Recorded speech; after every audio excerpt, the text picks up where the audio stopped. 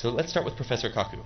Professor Kaku, you've been a leading forecaster of technology for most of your career. What do you think about the digital revolution that we've seen so far? Where is it going, and how might it interact with other forms of technological revolution in science, such as biotechnology? Well, in the coming years, computer chips will cost as little as a penny.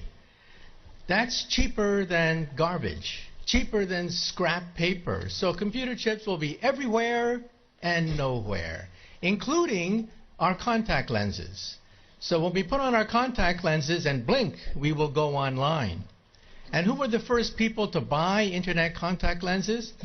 College students taking final examinations. This means that my students will blink, and they will not have to memorize all the things I've been talking about. This is going to revolutionize education, because we cannot force students to memorize things that they can simply blink and get. And then if you feel sick, you will blink and see RoboDoc. RoboDoc is artificially intelligent, talks to you in plain English or Russian or whatever, speaks any language, accesses the entire internet for sound medical advice, almost for free. This is going to revolutionize the medical establishment. We'll still have doctors, but doctors will use RoboDoc as an aid.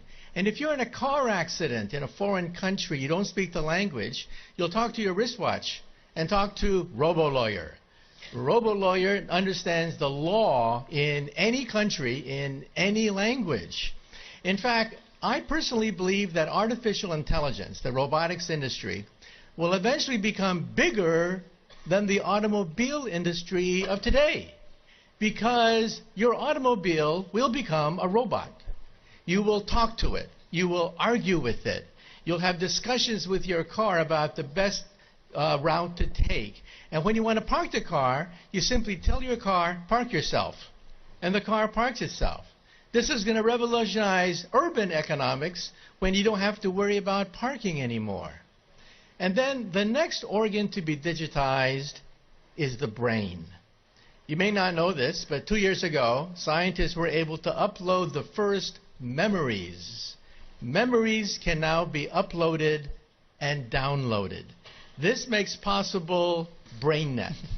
BrainNet could be the next step in the evolution of the internet. Instead of zeros and ones, instead of text, you'll put emotions, feelings, sensations, memories. Teenagers will go crazy. Teenagers put happy faces at the end of every sentence. Why bother to do that when you can put the emotion of your first dance, your first kiss, your first whatever, right there on the internet?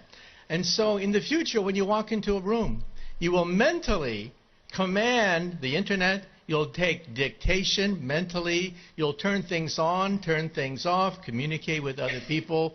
People will think of you as a wizard of some sort, mentally communicating with everything around you. That's BrainNet. And then biotech is being digitized now. We can create a human body shop. We can create from your own cells, so there's no rejection mechanism. We can create skin, bone, cartilage, noses, ears, blood vessels, heart valves, bladders, complete windpipes can be grown in the laboratory.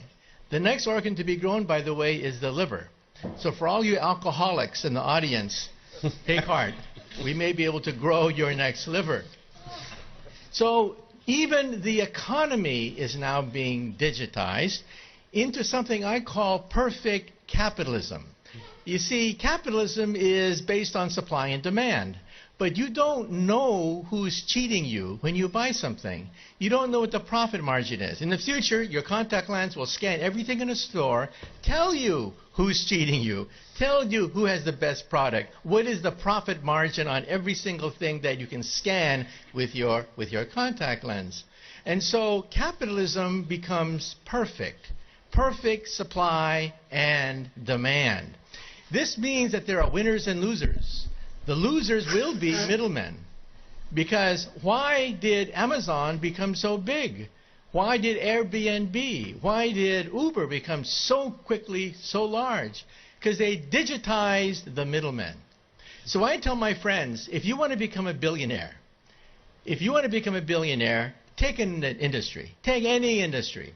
Write down all the places where there's friction, where there is middlemen, where there's obstruction, where there's frustration. List all the places in any industry, digitize it, and you too could become another Amazon founder. Thank you, Professor. In good futurism, that is a future with both inspires and terrifies. So thank you.